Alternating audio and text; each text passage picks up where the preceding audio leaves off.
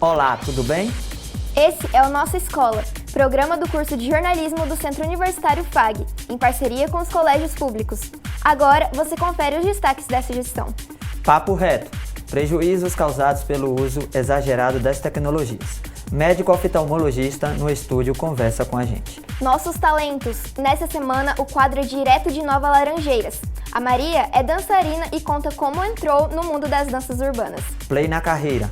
Hoje iremos conhecer a carreira da jornalista Eliane Mendonça. Os alunos do segundo período de jornalismo do Centro FAG tiveram 4 oficinas com profissionais da comunicação.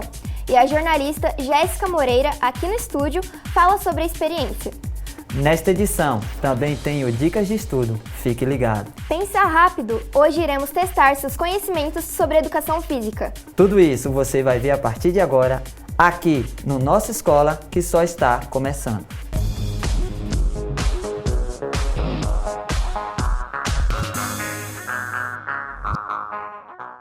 A constante atualização é muito importante na vida de um profissional, porque é através da ampliação de conhecimento que crescemos, adquirimos habilidades e traçamos um objetivo de vida. Por isso, no mês de agosto, a direção-geral do Nossa Escola organizou oficinas com profissionais que estão há anos atuando no jornalismo. Confira a reportagem. Um mês de muito aprendizado. Agosto foi muito especial para os acadêmicos que produzem o programa Nossa Escola. No começo do mês, os estudantes fizeram uma visita ao grupo KTV, que é composto por TV, rádio, portal e geradora de imagens. Os alunos foram guiados pela jornalista Laís Laine, que passou uma atividade de simulação.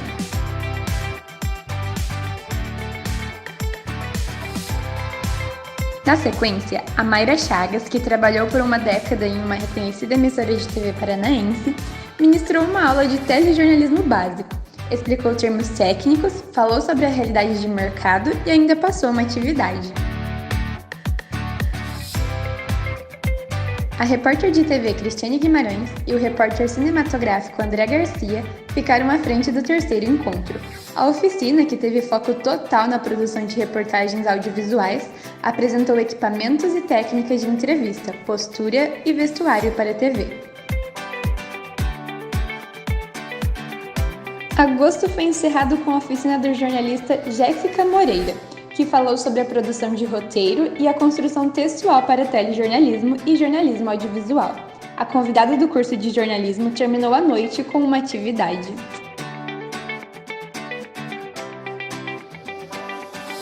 A coordenação da nossa escola pensou nessa rodada de oficinas para preparar os acadêmicos para desempenharem as funções necessárias para a produção do programa, que, neste semestre, conta com 5 edições.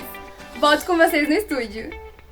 A jornalista Jéssica Moreira foi a última convidada e está aqui para compartilhar a experiência com a gente. A Jéssica, na época que era aluna, participou da produção do primeiro Nossa Escola em 2010. Ano passado, ela voltou ao programa sendo a professora responsável. Agora, em 2021, a jornalista conversou com os alunos como convidada. Jéssica, como foi retornar à FAG? Passa um filme em sua cabeça? Seja bem-vinda. Muito obrigada. Ou se passa um filme na cabeça da gente, né? Eu já estive aí no lugar de vocês durante a nossa escola, lá naquele primeiro programa. Então é inevitável que a nossa cabeça divague, que a mente vá longe. Entrar pela FAG, não importa quantas vezes eu faço isso, é sempre dar o primeiro passo de toda a minha história. A minha história de vida e a minha carreira aconteceram em grande parte aqui dentro da universidade. Porque eu entrei aqui em 2009 como acadêmica, inclusive o primeiro professor em sala de aula era o Ralph, né, que está coordenando aí nos bastidores. E ó, eu me emociono de lembrar como foi o processo. E nunca imaginei que tanto tempo depois eu estaria em sala de aula como professora, que eu estaria vendo os meus alunos ocupar o meu lugar como docente. Isso me deixa muito orgulhosa, porque eu acredito muito que a gente tem a lei da colheita. Eu plantei todas essas sementinhas e eu vejo cada uma delas brilhando em seu devido lugar ao longo dos anos. E sei que esse espaço aqui é parte da minha história e se eu quiser retornar, ele faz parte da minha casa. E é assim que eu me sinto toda vez que eu entro por aqui. Agora, se você vai me perguntar como foi dar aula numa oficina, no programa em que todo mundo tava com aquela expectativa, meu Deus, ela tava no primeiro Nossa Escola. que será que ela vai dizer? Sim, vocês fizeram certa pressão, não foi tão fácil assim como estar aqui dando uma entrevista. Faz um pouco com que a nossa emoção fique à flor da pele, justamente porque eu quero entregar todo o valor que essa história tem. E é muito valor agregado ao longo desses anos. Jéssica, como você formatou esse encontro? O que você quis passar com esses objetivos? A minha demanda era ensinar vocês a criarem roteiros de qualidade. Para você que está em casa, roteiro é uma prévia de tudo que o jornalista vem e fala na TV ou em qualquer produção audiovisual ou não. Então, eu precisava mostrar para os alunos como é que eles pensavam esses bastidores que vocês veem aqui acontecendo. Como é que a gente constrói o que a Ana vai falar, o que o Isaac vai falar, que tipo de pergunta tem que fazer para esse convidado, para que faça sentido dentro do todo.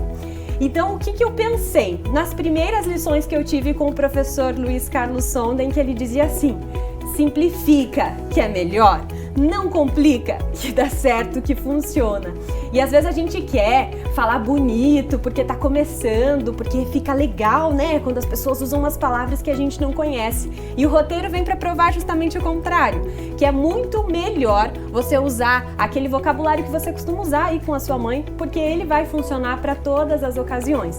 Desde que não fique simplório. Simplório no sentido de ficar repetitivo, no sentido de ficar chato. Então você enriquece de ideias, mas simplifica o texto que funciona. E o roteiro traz essa segurança para o jornalista. Então vem cá, você quer saber se eles aprenderam? Aí na mão, ó, roteiro! Então acho que a oficina foi boa, né, Ana? Jéssica, você atingiu os objetivos com a sua fala? Qual a sua avaliação da turma? Eu acredito que é sempre um processo. Como é que a gente vai avaliar o progresso do aluno? É a partir dessa prática. Então, dentro da oficina, a gente faz alguns exercícios e aponta os pontos de melhoria. A partir dali, é um exercício solitário. E muitas vezes a gente olha, né, equipe, televisão, tem um monte de gente, tem um monte de produção e não é um exercício de equipe o tempo todo. Esse melhoramento, ele é individual. Então é o Isaac ir lá pro espelho e fazer o exercício de articulação para melhorar a fala dele. É a Ana sentar e escrever um roteiro à mão para ela lembrar mais tarde de como é o passo a passo. Então esse progresso vai ficar por conta do Silvio acompanhar. O que eu observei dentro da oficina foi gente engajada e gente disposta a aprender. Imagina, eu fiz faculdade de 2009 a 2012. Tudo que eu aprendi na faculdade tem valor, mas nada do que eu aprendi faria sentido sem uma atualização hoje. Significa que o profissional jornalista sempre foi aquele que precisou estar ligado na tecnologia, que precisa entender de política, que precisa entender o que está rolando por todo o mundo. Esse é o papel do jornalista. Em relação ao cenário, ao mercado profissional, eu vejo que o jornalista, ele sai na vantagem, principalmente nesse cenário de pandemia, porque a gente tem condições de fazer hoje televisão com um celular se for necessário. A gente provou e viu isso acontecendo. Outras profissões não têm essa chance de adaptação como nós temos. Então eu avalio o cenário para o jornalista como um pódio em que a gente está no topo, tá? Como podemos melhorar nossa comunicação, seja para trabalhar ou até mesmo para nossas relações? Comunicação é trocar informações, então a gente aprende isso desde muito cedo. Quando a gente começa a falar é porque a gente tem o objetivo de informar um desejo. Eu quero beber água, então a gente aprende a falar água, água, água, não é? Quando é criança. E a gente vai aprendendo a comunicar aquilo que a gente sente necessidade. O que acontece é que num cenário profissional, a gente entende que não precisa se preparar, porque a gente aprendeu, todo mundo sai falando. Então por que é que eu, como contador, preciso entender de comunicação? Deixa isso para o jornalista. Por que eu, como empreendedor, preciso entender de comunicação? Deixa isso para o empreendedor. Gente, é um dos piores erros. Todo mundo precisa comunicar. Na vida profissional, você não pode contar com uma comunicação amadora se você quer ter um resultado eficiente. É aí que mora a diferença. Se você quer ter melhores resultados nas suas relações pessoais, se você quer ter melhores resultados nas suas relações profissionais, a gente precisa treinar. E treinar mesmo, de escrever, de ler, de ir para frente do espelho, como eu disse, que é um exercício que a gente usa para enxergar-se e entender como você se comunica. porque esse autoconhecimento vai fazendo com que a sua comunicação se torne mais eficiente, porque você vai se tornando uma pessoa mais segura ao falar. Qual o seu sentimento depois de 11 anos ver o que a nossa escola se tornou? Tá vendo esse sorriso aqui? De orelha a orelha. Eu nunca imaginei que esse programa tomaria essa proporção. Por quê? Eu recebi a notícia mais ou menos assim. Ai, não quero chorar que vai borrar minha maquiagem. Eu tava lá no meu computador, que não eram esses computadores modernos, né? Lembra aquele cachopão de abelha que todo mundo tinha? Estava aqui na FAG com um daqueles computadores, escrevendo um texto. Aí o meu professor, o Sonda, me chamou na sala. Filha, vem cá! Fui lá pra sala dele e ele disse o seguinte: ó, estamos com uma ideia aí, tem a ver com as escolas estaduais, acho que é a tua cara. Mas eu quero saber se você realmente vai fazer. Eu falei, opa, vou, eu sempre fui CDF, tá? Daquela de sentar na primeira carteira a vida inteira. Então eu achei o máximo, eu ia voltar pra escola, era uma realização pra mim. Aí eu falei, então tá, tudo bem. Sentamos, definimos como seria esse programa, fizemos uma primeira reunião com o Núcleo Regional de Educação. Quem estava na liderança na época era o Vander Piaia. E eu lembro que daquela reunião a gente saiu com a seguinte missão: em 2 semanas a gente tem um programa para entregar. Como a gente faria, como ele seria, ele foi sendo construído. Na época a gente gravava as cabeças, diferentes cabeça para você que está acompanhando, é esse texto que a Ana e o Isaac fizeram na abertura, o início de uma entrevista. A gente gravou com uma câmera só, eu com aquela claquetezinha assim, a primeira, aí o Sonda veio assistir e falou assim, viu, vamos colocar mais uma câmera aqui, daí você vira assim. E para eu acertar essa virada, gente, a gente demorou horas para gravar o primeiro programa. Não foi nada parecido com a estrutura dos próximos, onde a gente já sabia o que fazer. Naquele momento, naquele dia, a gente não sabia ainda o que estava fazendo. A gente foi construindo juntos. E as matérias eram feitas direto nas escolas. E eu lembro muito do encantamento que os alunos tinham quando a gente passava para fazer entrevista com o microfone. Por quê? Gente, eu tinha acabado de sair da escola, eu já estava andando com o microfone na escola onde eu estudei, isso era o máximo. E naquele dia eu tive certeza de que algo muito bonito estava sendo construído, que seria premiado, que eu escolheria o Nossa Escola como meu projeto de conclusão de curso para analisá-lo e que ele se tornaria esse programa que hoje os alunos todos de jornalismo passam por ele para aprender a fazer televisão. Isso eu não imaginava. E quando eu vejo isso tudo acontecendo, eu só tenho a agradecer. Não dá pra falar todos os nomes, mas eu vou falar o nome do Ralph, da Tati, né? A Prof. Tati, que tocou ele por muito tempo também. Vou falar o nome do Sonda aqui, do Sombra na época também de início, que ficava com a parte técnica. Essas pessoas foram fundamentais para que tudo acontecesse. E o que eu vejo de grandioso nesse projeto é não só a energia dos alunos e da instituição, mas a energia que a gente recebe quando ele fica pronto. Vai dizer, sua mãe vai ficar muito orgulhosa assistindo esse programa. A gente compartilha geral. E isso é mágico, porque aí o outro, quem tá de fora desse cenário, quem não imagina o corre-corre, entende que é de verdade. E quando ele é de verdade, é pra sempre. Ó, eu quero voltar aqui daqui 10 anos. Foram 11 anos até agora, vocês contaram 11? Desde o primeiro Nossa Escola, então 11 anos hoje. Quero voltar daqui a 10 pra ver se tá tudo do mesmo jeitinho, tá bom? Fechado? Muito obrigada, Jéssica, pela sua participação aqui no programa. Eu fico muito feliz pelo convite, por essa oportunidade. Quero agradecer o Silvio, né? Meu aluno durante 4 anos e hoje aqui coordenando também esse programa Fazendo Bonito.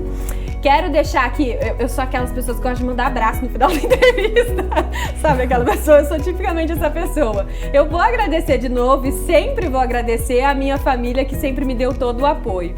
Fique agora com os nossos talentos.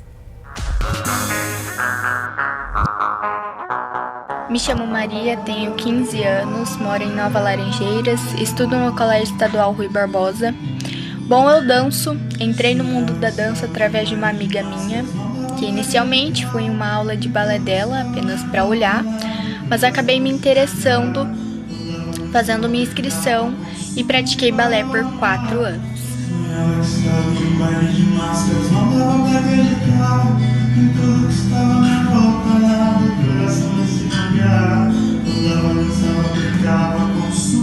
Atualmente pratico danças urbanas Minha maior inspiração foi o meu primeiro professor de balé, porque ele sempre insistiu em mim. Muitas vezes eu pensei em desistir da dança, mas ele sempre insistiu em mim. Ele nunca desistiu de tentar, porque ele sabia do meu potencial.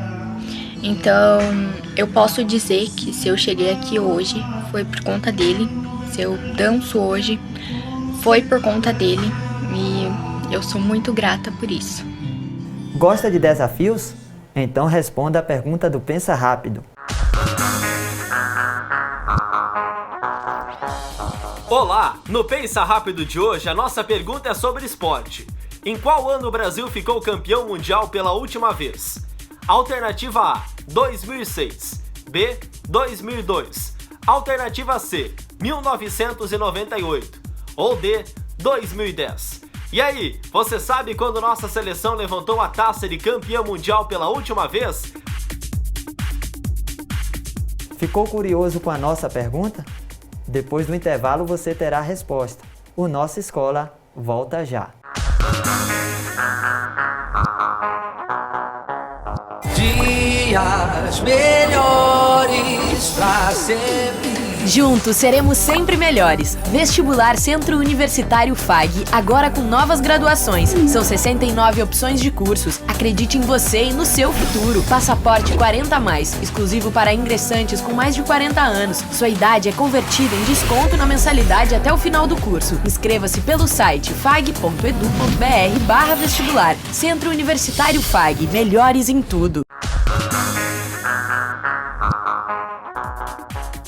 Estamos de volta e a pergunta que foi feita é a seguinte: em qual ano o Brasil ficou campeão mundial pela última vez?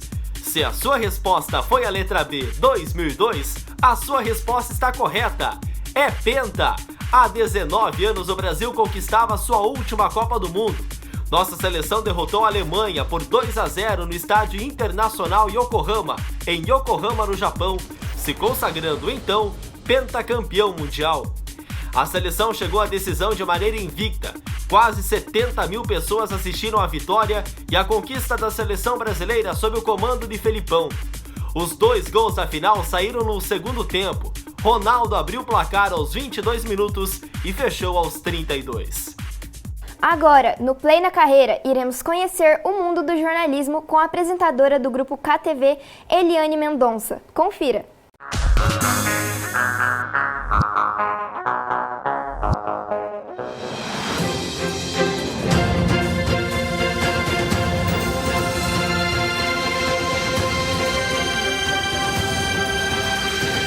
Olá, tudo bem? Meu nome é Eliane Mendonça, eu sou apresentadora do Jornal da KTV, que vai ao ar de segunda a sexta ao meio-dia, e também sou editora-chefe. Desde os 17 anos eu trabalho com TV, eu trabalho na TV. E desde os meus 20 anos eu trabalho com jornalismo. Então eu entrei na TV, na parte operacional, e depois fui para o jornalismo. O jornalismo, ele é lindo, né? Você ter esse poder de dar voz às pessoas, de ser a ponte, né, da demanda da comunidade com o poder público, é muito legal. Você dá assim, luz, né, a quem não tem. A gente tem que apurar informação, a gente tem que ter a construção do jornal todo, e o nosso deadline, que é aquele tempo ali próximo do jornal, realmente é um deadline, como que eu posso dizer, é estressante você ter que lidar com tudo isso que está acontecendo e de uma forma precisa levar essa informação ao telespectador. Então eu acredito que o hard news, né, que a gente fala, eu acho que é o grande desafio mesmo da nossa profissão, do jornalista. Comecei lá com 17 anos, trabalhando na TV Tarobá. Eu fui trabalhar na produção, daí passei para o GC, né, que é a operadora de caracteres, que é a identificação das pessoas, né, na TV. E depois disso eu tive uma oportunidade no jornalismo, e de lá para cá nunca mais larguei, né? Eu gosto muito, me identifico muito com o jornalismo de rua, com a reportagem, porque isso nos aproxima. Isso é muito legal, você tá ali, ter o contato, é onde você amplia as suas fontes, esse feedback que as pessoas te dão, sabe, de te ligarem, de te mandarem mensagem. A KTV, na verdade, é um grande desafio que começou lá em 2004, em começar uma nova emissora voltada bastante para as demandas populares, a gente estar mais próximo da comunidade. E tanto que a gente procura fazer nosso trabalho dessa forma, bem próximo da comunidade, mostrando todas essas demandas, as necessidades, esses obstáculos, né, que todos nós temos. A KTV é formada por egressos da FAG, ou ainda por quem está cursando, né? O curso de jornalismo é uma parceria muito legal. Aqui no nosso portal, por exemplo, no portal ktv.com, 100% do pessoal que está aqui é da FAG, ou ainda estuda, ou é egresso. O jornalismo ele tem um grande leque assim, de atuação, né? Você tem impresso, você tem TV, você tem rádio, você tem assessoria de imprensa. Dentro da TV, não, eu não quero aparecer na TV. Não, mas tem todo um bastidor, né, para que a informação chegue na TV, no rádio, tem todo um bastidor.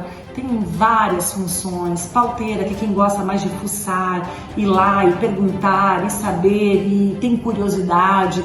É uma função, inclusive, que a gente às vezes tem dificuldade de encontrar o perfil correto, porque realmente tem que ser muito curioso. Edição, auxiliar de produção, isso a gente falando do factual, quando você vai para o entretenimento, produção, pós-produção. Tomara que eu tenha sido clara, que vocês consigam ter mais paixão ainda pelo jornalismo, porque a gente está precisando de muitas pessoas apaixonadas por essa profissão linda. Amanhã eu estou de volta ao meio-dia aqui no Jornal da KTV, espero a sua companhia, você se mantém informado acessando o portal ktv.com, acesse, compartilhe e fique ligadinho às 6 da tarde com o EPC no comando de Jorge Guirado. Para você uma excelente tarde, até mais. O Papo Reto é com a Catiane Firmino. Cati, qual o tema de hoje?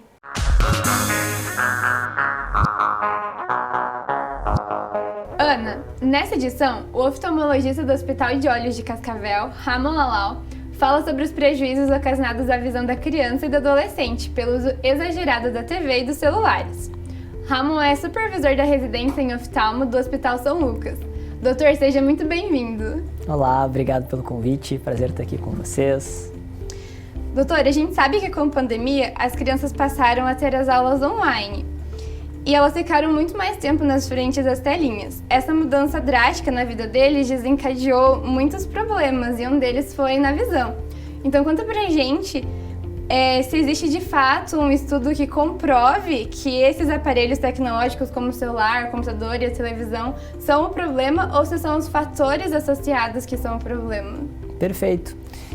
O excesso do uso de telas, ele provoca malefícios para a saúde da criança no global, não só na visão, né? A gente sabe que o excessivo uso de telas traz sedentarismo, consequentemente obesidade, ele altera um hormônio chamado de melatonina, desregulando o sono da criança e também traz alterações para a visão dessa criança. Quais são elas? A pessoa que fica muito tempo olhando para a tela, ela diminui o piscar dos olhos, deixando assim os olhos mais ressecados, trazendo ardência, olho vermelho, desconforto ocular em geral. As pessoas que ficam muito tempo olhando para a tela, elas fazem uma contração muscular para olhar de perto. Então, ao final do dia é como uma fadiga muscular. O olho também tem músculos e se usado para perto em excesso, pode chegar ao final do dia a pessoa ter dor, ou dor de cabeça, ou dor ao redor dos olhos. E o excesso de uso de telas, ele está associado ao desenvolvimento de uma alteração de grau chamado de miopia, aquela que classicamente a pessoa enxerga mal de longe.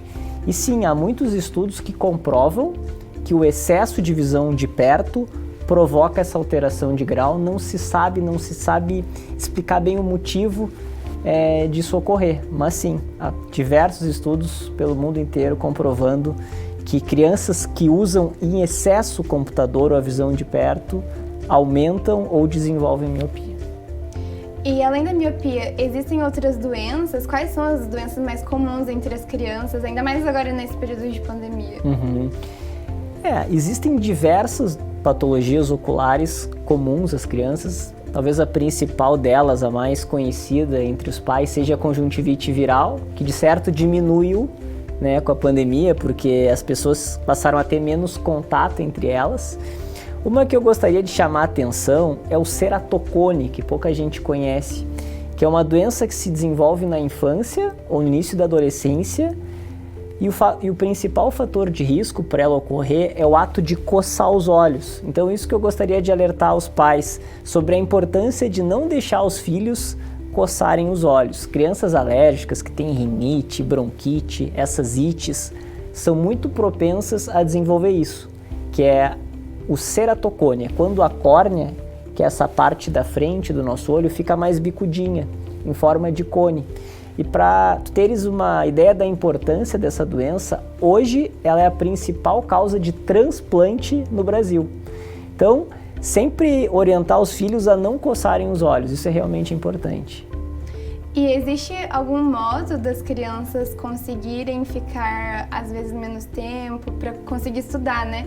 Por conta da iluminação, algum jeito de ter um intervalinho ali?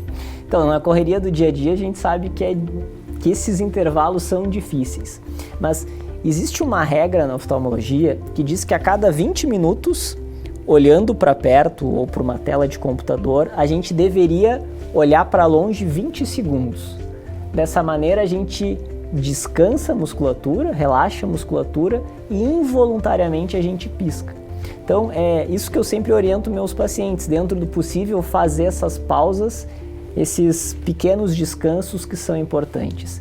Em questão de iluminação, o ideal é sempre uma sala relativamente iluminada, nunca ver no escuro. Isso potencializa os sintomas. E hoje muito se fala em relação ao filtro para luz azul. Crianças, pessoas mais velhas, não há nada comprovado que esse filtro de fato previne o surgimento de doenças. O que eu vejo no dia a dia é que ele sim traz mais conforto em frente à tela, mas novamente não há nada comprovado que esse tipo de filtro proteja qualquer tipo de doença. E quais são os sintomas, os maiores sintomas que os pais devem ficar atentos nas crianças para saber se está acontecendo alguma coisa com a visão? Os sintomas oculares nas crianças, eles são difíceis de perceber, porque as crianças não falam, não comunicam, elas acham que é assim mesmo. Por isso a importância da consulta oftalmológica anual. Assim a gente detecta precocemente alterações que podem levar à perda definitiva da visão. É muito comum a criança ter uma boa visão de um olho e não ter do outro olho. A criança está sempre com os dois olhos abertos, naturalmente, enxergando, os pais não notam que a criança não enxerga, e esse olho que não é estimulado, esse olho mais fraco, ele fica preguiçoso, é o termo popular, para chamar isso que o termo médico chama-se de ambliopia. É um olho normal, mas que não foi estimulado durante a infância, e depois dos 8 anos de idade não há tratamento, não há como melhorar a visão. Por isso sempre a importância da detecção precoce de qualquer tipo de patologia na infância, que é nessa fase que a gente consegue corrigir esses erros. É importante ficar atento, né, quando as crianças reclamam que está doendo ou que não consegue desenhar dentro da linha. Claro, todas essas informações são importantes, mas reitero que mesmo a criança aparentemente saudável, é importante essa consulta anual para a gente aferir a pressão intraocular, ver o fundo de olho, ver se a criança de fato enxerga bem dos 2 olhos e não necessita de óculos ou qualquer outro tratamento. Doutora, a gente agradece. Muito obrigado pelo convite. É com você, Isaac. Fique ligado, o quadro Dicas de Estudo está no ar.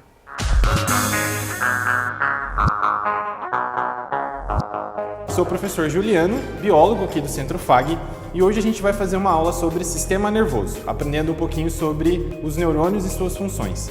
Muito bem, o sistema nervoso, ele é o principal componente aí do nosso organismo relacionado à coordenação de todas as funções do nosso corpo.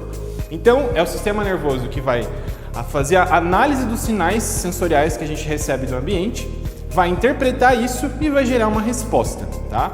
Para isso, nós temos o sistema nervoso dividido em 2 segmentos. O sistema nervoso central, que é o encéfalo e a medula espinhal, tá? E nós temos o sistema nervoso periférico, que são os nervos e gânglios. Essas estruturas, elas trabalham em conjunto para que você consiga fazer uma leitura do ambiente que te cerca, recebendo todos os sinais sensoriais possíveis, desde visão, audição, olfato, paladar, e para que ela gere respostas, o movimento que você aí faz para coordenar os seus músculos. Esses dois componentes, eles são formados principalmente por neurônios. Os neurônios são células sensoriais que vão estar presentes nessas estruturas que eu já mencionei para vocês, e eles têm a função de coordenar então essas ações. O neurônio, ele tem a capacidade de gerar o que a gente chama de potenciais de ação, que são na verdade sinais elétricos a partir de um estímulo que eles recebem, sinalizando para uma outra célula, tá? E essa sinalização, ela acontece quando um neurônio acaba encontrando um outro neurônio em uma outra conexão que a gente chama de sinapse. Praticar uma atividade física, estudar, alguns jogos, eles estimulam o sistema nervoso e aí você pode aumentar esse número de sinapses nos neurônios. As sinapses, elas acontecem porque o neurônio tem algumas estruturas especiais. Essas estruturas são os dendritos, o corpo celular e o axônio. São basicamente as estruturas principais aí do meu neurônio, tá? Ainda nós temos os neurônios classificados em relação ao seu tipo funcional. Então, quando eu observo, na verdade, a questão de como o neurônio funciona, eu tenho 3 tipos básicos: o sensorial, o interneurônio e o neurônio motor. O neurônio sensorial, que a gente pode chamar também de aferente, é o neurônio que vai receber informações e vai conduzir para o sistema nervoso central, tá? Esse neurônio sensorial ele pode estar espalhado pelo seu corpo, aí. Então você tem diversos neurônios sensoriais na sua pele que fazem você perceber aí o tato. Assim como você tem estruturas que vão trabalhar auxiliando os neurônios sensoriais também a você receber os estímulos aí do ambiente. Então eles têm a função de levar a informação para o sistema nervoso central. Quer ver essa dica completa e muitas outras? Se cadastre no site que está aparecendo na sua tela ou por meio do QR Code. O Nossa Escola de hoje chegou ao fim. Tem alguma sugestão de pauta? Passa para a gente por meio dos endereços que estão aparecendo na sua tela. Para terminar, deixo essa super frase do filósofo Aristóteles, abre aspas, as raízes dos estudos são amargas, mas seus frutos são doces. Fecha aspas. Até a próxima. Tchau.